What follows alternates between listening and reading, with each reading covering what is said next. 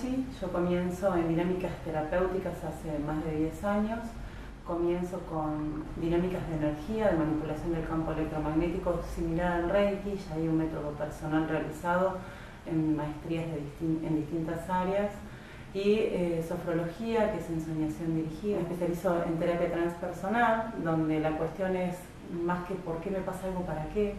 En este área se contempla la espiritualidad, la vocación, las emociones, el sistema de creencias. Entonces la persona se ve contenida en un todo. Este es el concepto holístico, ¿no? Que tiene que ver más allá del psiquismo. Y es una área, está dentro de una de las áreas de la psicología. Actualmente me estoy especializando en bioneuroemoción, donde el síntoma es el que define el trauma sin resolver, una emoción sostenida en el tiempo que no tiene la capacidad de liberarse, de comunicarse, y que se vive en aislamiento, sostenida en el tiempo, va a generar un diagnóstico. Actualmente entonces estoy trabajando con personas con enfermedades. Una de las herramientas que yo utilizo para el autoconocimiento, porque entiendo que una persona que se conoce ya no necesita de una terapéutica constante ni de la codependencia terapéutica. Una persona que se conoce es libre y sabe hacia dónde actuar porque está en conciencia de quién es. Ha sido el nombre de la persona. Todos tenemos un nombre, lo que nos singulariza. Y esta es la herramienta que me permite conectarme con los demás a través del inconsciente colectivo. La explicación de esto, que es bastante entretenido, decir cómo el nombre puede decir tanto de mí o mi fecha de nacimiento. Acá el concepto es cuántico y tiene que ver también con el concepto de Jung. Jung nos enseña que el inconsciente colectivo es lo que define al humano. Nosotros actualmente sabemos que el inconsciente toma de nosotros un 97% de nuestra realidad y solo somos conscientes un 3%. Quiere decir que mientras hacemos esta entrevista están ocurriendo muchas cosas entre nosotras, que somos vos la entrevistada y yo, y todo lo que ocurre a nuestro alrededor. Entonces, según Jung, él decía que cuando nos llega un símbolo, el símbolo tiene detrás la información de todo aquel que se valió de ese símbolo. Entonces nosotros sabemos que en cualquier parte del mundo el dibujo del baño define el género. Vos ya sabés cuál es el de varón y cuál es el de mujer. Lo mismo pasa con las letras y lo mismo pasa con los números. Tienen una carga de todo aquel que lo ha utilizado antes. Cuando nosotros decodificamos el nombre y lo transmitimos en números, conectamos con el inconsciente mundial del número. Entonces todas las personas que tienen determinado nombre cuentan con determinada herramienta y por ende con determinadas situaciones a transitar. Entonces el nombre es como una melodía, ¿sí?, que nosotros vamos a decodificar dándole la nota musical que lo define. Entonces cuando vos te presentás, tu nombre genera en tu entorno una actividad cerebral. Esto lo sabemos a través de investigaciones biológicas, de aparatología, donde se sabe que el mantra, el sonido repetido del Padre Nuestro, el nombre, genera determinadas vibraciones en nuestro cerebro y en nuestras ondas cerebrales, y que esto va a definir entonces lo que me va a despertar una persona.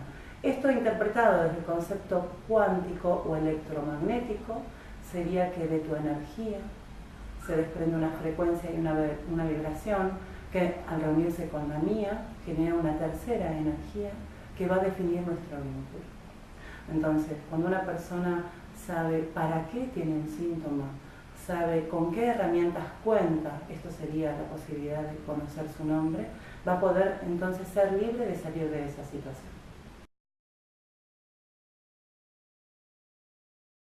El objetivo que yo persigo dentro de mi dinámica de trabajo puntualmente es sacar del rol de víctima al entrevistado. Una de las ideas es ya no utilizar más la palabra paciente, porque nos define como enfermos. Yo no creo en la enfermedad. Creo que hay un para qué, que la enfermedad me está denunciando algo, me está contando algo que tiene que ver con mi realidad, que cuando yo la escuche voy a salir de ese lugar.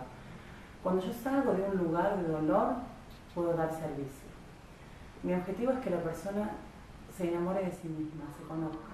Para eso me valgo de las herramientas que tengo. Dentro de estas herramientas podemos hablar de conceptos espirituales, como de conceptos cuánticos, como de sistema de creencias y sobre todo de biología.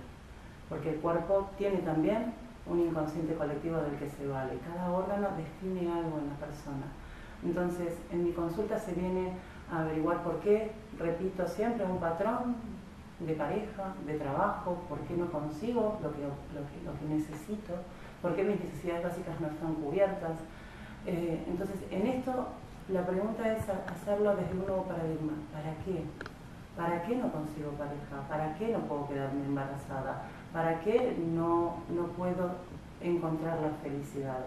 Entonces, me voy a valer de que sepas quién sos vos dentro de tu grupo familiar, qué es lo que espera tu grupo familiar de vos, y para esto estamos dentro de una red inconsciente que se habla de transpersonal, de transgenealogía. Entonces estamos hablando del árbol genealógico. ¿Qué heredo yo? ¿Cuál es el programa a trabajar? ¿Qué es lo que espera mi grupo familiar de mí? Y cuando yo soy consciente de que quiero liberarme de esta situación, se hace el trabajo necesario para que no tengamos culpas, porque la culpa es una de las cosas que más enferman, que más nos resienten. Mi trabajo es que no haya codependencia terapéutica, que te lleves herramientas y puedas trabajar afuera con vos, y que estés encantado de ser quien sos, que puedas ver los logros que has tenido. Entonces la respuesta siempre está en la historia de la persona. No es fantasear con una realidad, sino qué tengo, qué traigo y cuál es la propuesta que quiero hacerme en mi vida. Entonces ahí estoy haciendo una estrategia. La propuesta es liberar a la persona de los yugos controladores de la familia, de los miedos, y esto no es cortar con la familia, sino es comprenderla para liberarla, que nadie me está fastidiando, que nadie me está maltratando, que no soy víctima del entorno, sino que hay una explicación coherente de para qué estoy viviendo lo que vivo. Entonces puedo hablar en términos científicos como en términos espirituales, como en términos simbólicos, pero la idea es que va a ser una danza siempre con la persona que viene a entrevistarme, y juntas se hace un lenguaje en común.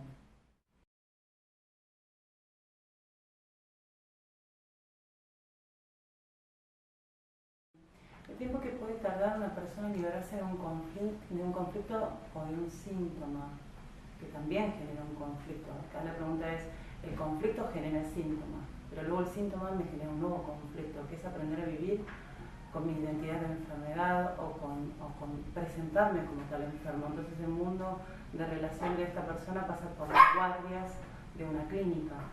Entonces empiezan a modificarse su medio ambiente y su grupo familiar empieza a aceptar la enfermedad. Entonces cuando esto ocurre, muchas veces empezamos a tener captadores de energía en donde mi identidad y mi carta de presentación se remite a mi enfermedad y yo ya dejo de ser yo.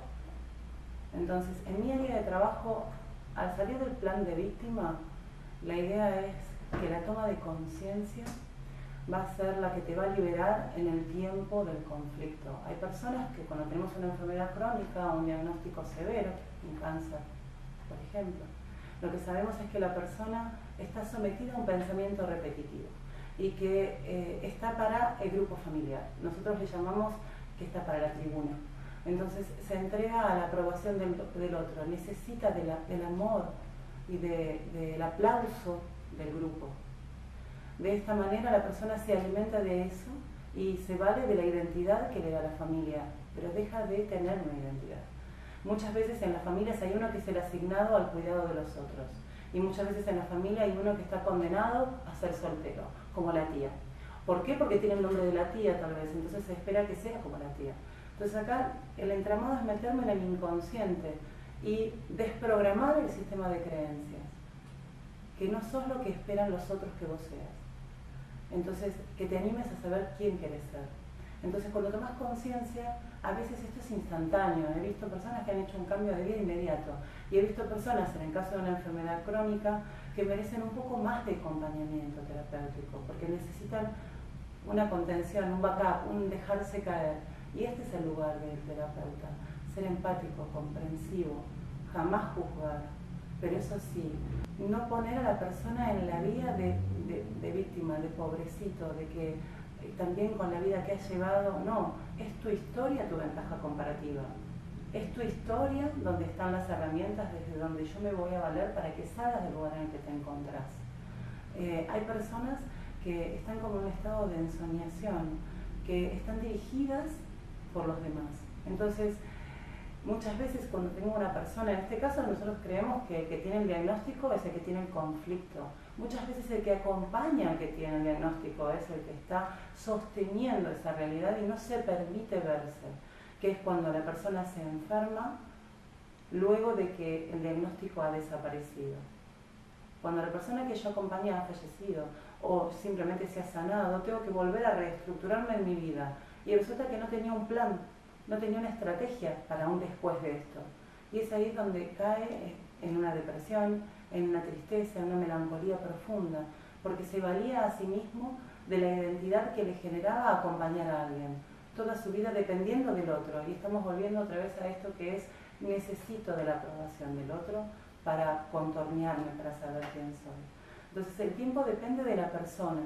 Lo que sí en mi tipo de trabajo es a veces confrontar, pero no llegando a la discusión, sino, a ver, sos quien tiene la oportunidad y cómo lo vamos a hacer. Es ahí donde se hace una estrategia con el otro, donde haya una suerte de plan sustentable, si se quiere, para salir del lugar del conflicto. El objetivo siempre es saber que cuando uno sale de víctima, en mi medio ambiente van a generarse cambios. Es imposible que tu toma de conciencia no genere un efecto en tu medio ambiente, porque los demás ya te han definido con una identidad, que vos empezás a cambiar cuando te haces cargo de quién sos. Y ya ahí no hay marcha atrás. Entonces, una vez que yo me conozco, no puedo ser la Coca Sarli que dice: ¿qué pretende usted de mí? No, yo ya tengo que saber quién soy, qué quiero para mí y qué se espera de mí en mi vida.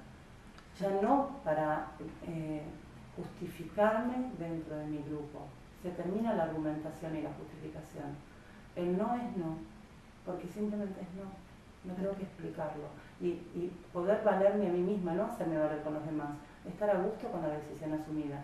Por eso el terapeuta que uno elige tiene mucho que ver con nosotros. Cuando llega alguien a mí es porque ya está en este área, ya comprende el lenguaje en donde yo no voy a decirte: pobrecito, yo te entiendo, sino, bueno, ¿qué hacemos con todo esto? Entonces, cuando vos te das cuenta que tu historia de vida es hoy, tu estrategia para un futuro, donde podés colaborar con los demás porque tenés una experiencia, entonces cumplís una labor social. Y ahí ya no hay víctimas, nadie se enferma. El enfermarte tiene que ver con que hay una emoción que no resolves. El conflicto radica en que quiero una cosa y hago otra. Entonces, como el inconsciente es terriblemente inocente y va a intentar resolverte un conflicto, por ejemplo, no quiero ir a un lugar y tengo que ir, entonces tal vez haga un esguince. Porque mi inconsciente es tan claro conmigo que va a impedir que yo haga lo que va en contra de mi deseo.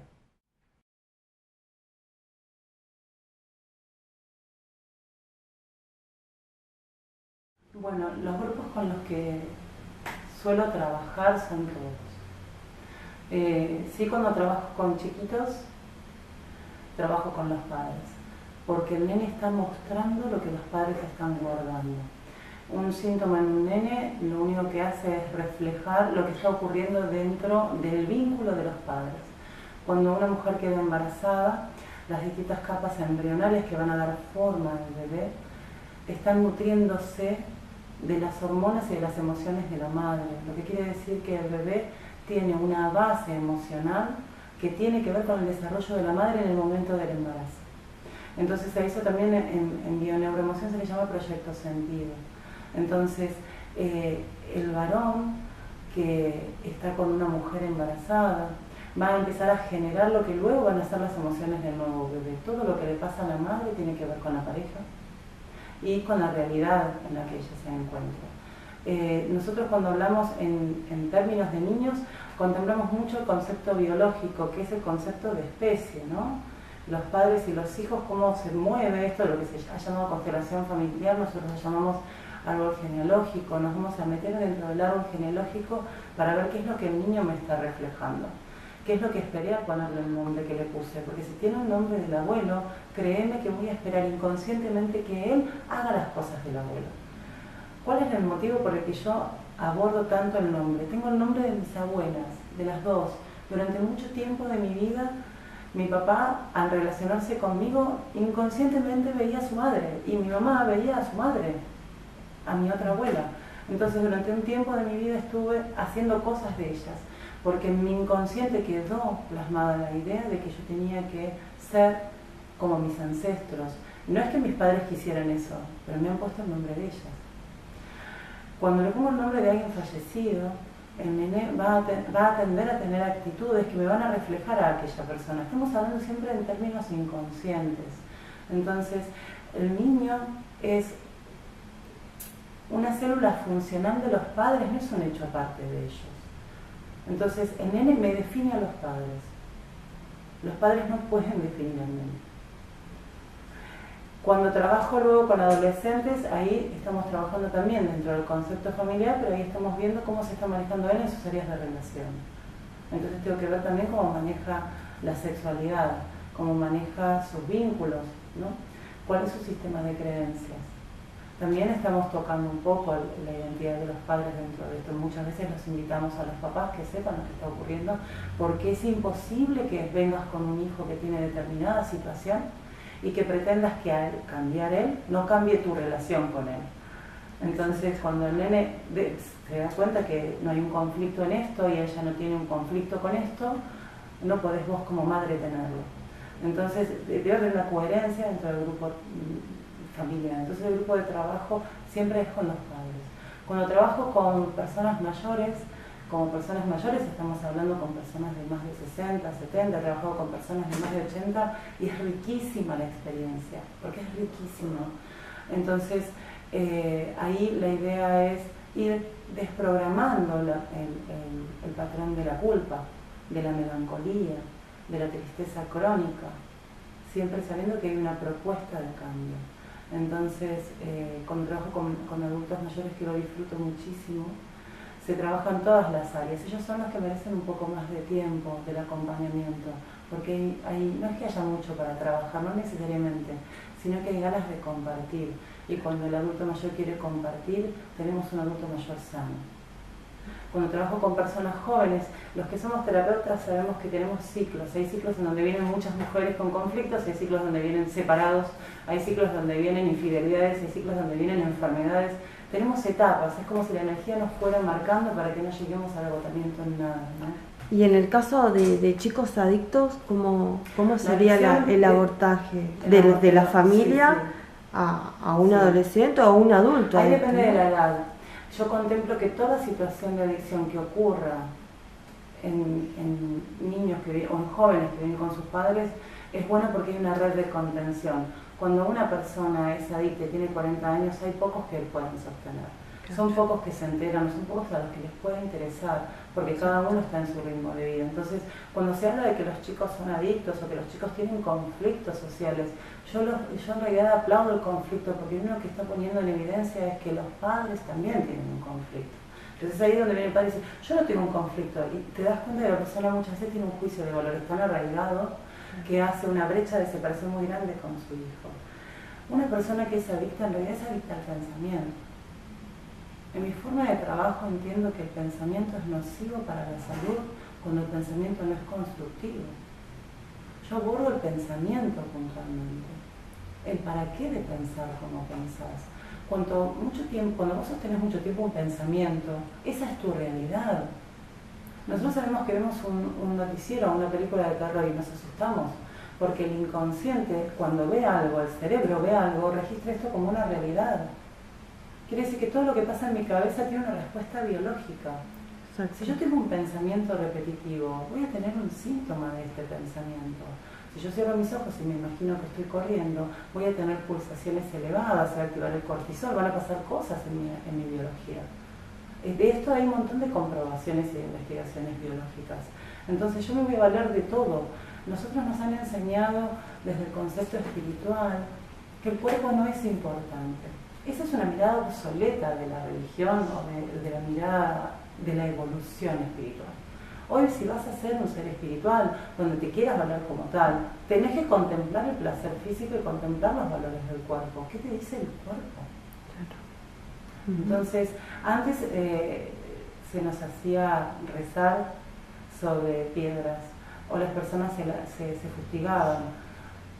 Hoy, si no contemplas el cuerpo, que es el reservorio espiritual, no comprendiste nada.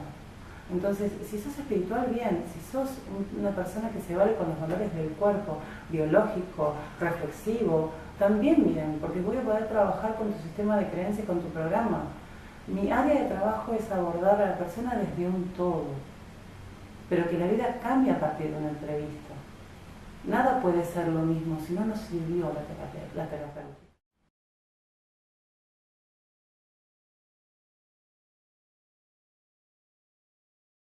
Bueno, mis cursos en general no son numerosos. En cuanto a lo que tiene que ver con el volumen de gente, tiene que ver con las charlas. Cuando se dan charlas, como en los congresos, ahí sí es muy bonito cuando son muchos, porque uno aborda a una persona, pero en realidad está siendo el espejo de todos. Todo lo que yo le digo a alguien sé que está teniendo referencia a un efecto en el entorno. Nunca hay causalidades en los grupos que se reúnen. En el tema de los grupos, cuando doy cursos, prefiero que no sean numerosos porque ahí es donde yo puedo bajar a lo terapéutico, porque estás tocando el inconsciente de la persona. Abordo dos casos puntualmente de cursos, dos tipos de cursos. Uno tiene que ver con la energía, en el concepto cuántico, donde se utilizan los valores de la ciencia, y luego la percepción del campo, el para qué de la enfermedad, cómo funcionan los chakras. Entonces se hace un primer encuentro con la historia, con los principios, los fundamentos, las reglas, cómo las cosas empiezan a modificarse en mi sistema de creencias y a modificarme a mí en mi relación con los demás. Porque ahí es donde comprendo que cuando entra el concepto de la energía, que es el campo electromagnético, que es algo comprobado y estudiado, solo van a estar a mí los que son afines a mí. Y cuando tomo conciencia, muchos de los que estaban dejan de estarlo. Entonces mis tipos de encuentros son semanales para ir acompañando a la persona en todo ese proceso. Porque no sé, el curso cuando terminas no sos el mismo, porque asumiste un compromiso. En la segunda entrega del curso, en el segundo encuentro, lo que se hace son prácticas en camilla, la percepción del campo, que es sentir la energía en el momento, volver a jugar con esto. Se hacen ensoñaciones dirigidas. Y luego en la última es lo que nosotros llamamos iniciación, que es donde asumo el compromiso, en donde ya soy protagonista de mi vida. Por el otro lado, otra de las dinámicas que yo enseño ya desde hace muchos años, soy terapeuta de más de 10, 12 años, tiene que ver con el abordaje del nombre y de mi fecha de nacimiento, que me instaura en un lugar de mi familia. Mi nombre define. El nombre es como si fuera un saco. Cuando me lo ponen es grande, con el tiempo va ajustando y luego puedo ya no valerme de mi saco, puedo ya no valerme de mi nombre porque lo he podido trascender. Pero nazco con un nombre para tomar las herramientas que el nombre tiene para mí. Como te llevas con tu nombre, te llevas con tu vida. Los apodos tienen mucho que ver. Entonces, ahí es donde vamos a entrar en el entramado inconsciente del número. Volvemos a hablar de Jung, hablamos de los principios, de Pitágoras, que fue quien es el maestro de la herramienta, y luego de esto hablamos del árbol genealógico, que es cuál es mi lugar dentro de mi árbol genealógico, de quién heredo un programa, de quién heredo una forma de ver la vida, por qué tengo esta melanco profunda constantemente, por qué determinada situación me saca. Esto no es tuyo, esto es de alguien de la familia en donde vos estás conectado inconscientemente, inclusive cuando esté fallecido, en donde voy a estar reaccionando por el otro. Aquí es donde tengo, por ejemplo, estos casos de mujeres que me dicen, mi pareja me va a engañar. Entonces vos me preguntas, ¿te engañó? No, jamás. ¿Te han engañado? No, nunca. Entonces esto no es tuyo. ¿A qué mujer de la familia han engañado para que vos lo tomes de una manera tan visceral? Como a las personas cuando les tocan bocina en la calle y reaccionan, pero no es para tanto. Toda reacción exagerada es la denuncia de un problema familiar. El miedo, la fobia, la angustia, la tristeza, la negación, el miedo a la carencia, el programa de carencia que tenemos en nuestro país, los problemas de desvalorización profunda, todo esto tiene que ver con nuestra familia. Entonces, Jesús nos explicaba, ¿por qué toco el caso de Jesús? Porque es inconsciente colectivo, ha modificado el inconsciente del planeta, su presencia. Son 2000 años de hablar de esto. Entonces, él hablaba que hasta 4 generaciones pagarás tus pecados. Bueno, ¿de qué se trata esto? Es que si mi abuelo se ha muerto sin territorio o no ha tenido una casa propia, es muy probable que yo, que soy su nieta, voy a querer tener una casa propia. y si ese es mi objetivo primordial. El tema es que cuando la persona llega con un conflicto vivo, que es un síntoma o una angustia profunda, porque no tiene su territorio o hay problemas en su casa, entonces ya es algo que uno tiene que desprogramar y trabajar para liberar a la persona de ese inconsciente que está siendo nutrido por alguien de la familia que tal vez ya falleció. Entonces tenemos dos oportunidades: o cargo con la familia y salgo y estoy en el lugar de víctima, o le doy luz a la familia. Cuando yo me hago cargo de quién soy en mi familia y a qué he venido, libero mi descendencia, lo que es lo más bonito de este trabajo. Toda cosa que yo no resuelvo, mis hijos lo heredan. Toda cosa que yo resuelvo, mis hijos no lo tienen. Así de importante es el tipo de herramientas de autoconocimiento. En esta segunda son entre 9 y 12 encuentros, dependiendo de los grupos. Mi trabajo es hacer colegas. Mi trabajo es hacer personas libres de mí, que me cuestionen, que mejoren y que compartan lo que han aprendido para que todos nos nutramos. Las herramientas valen cuando se utilizan. Las herramientas sirven cuando se usan. Los libros pueden ser obsoletos si solo los uso en un conocimiento intelectual. La idea es bajarlo acá. Entonces, cuando tengo personas que me dicen, perdón, me voy a meditar, trae el estado de meditación al conflicto. Me valgo de tus sistemas, me valgo de tus valores, me valgo de lo que te gusta. Todo lo que a vos te guste a mí me sirve para trabajar con vos. ¿Para qué? Para que puedas abordar lo que te disgusta.